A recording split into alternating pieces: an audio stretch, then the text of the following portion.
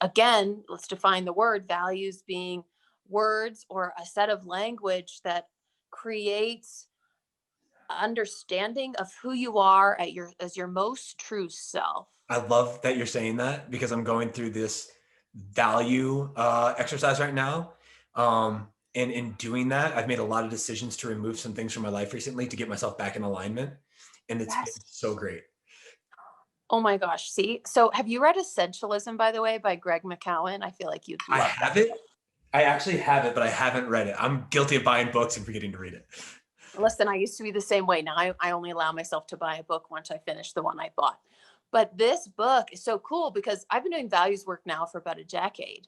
And just like you, it really started to allow me alignment to who I actually am, to the choices I want to be making. The biggest language I found is to what matters most to me. Mm.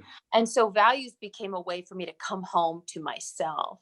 For my Brene Brown junkies, values really became a way for me to belong to myself versus fit into an idea or a mold created by someone else. Yeah.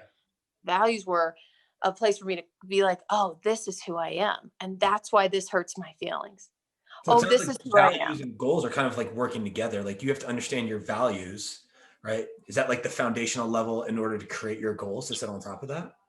I love that order. That really works for me. I don't think it's necessary. I think sometimes your goals will show you what your values are by how you show up, by what you say yes and no to. So Mm. I want to be really crystal clear on this. There's not a one size fits all goal setting practice. And again, I think that's how it's been led. It's like, do goals this way or you will fail. And you know what people hate? They hate failure. They hate it. You know what I love? I love that having befriended failure. It makes life so much more enjoyable. Amen. I've told myself if I'm not failing, I'm not living. I'm not putting myself out there. I'm not trying something new that I don't already know the answer to. Yeah.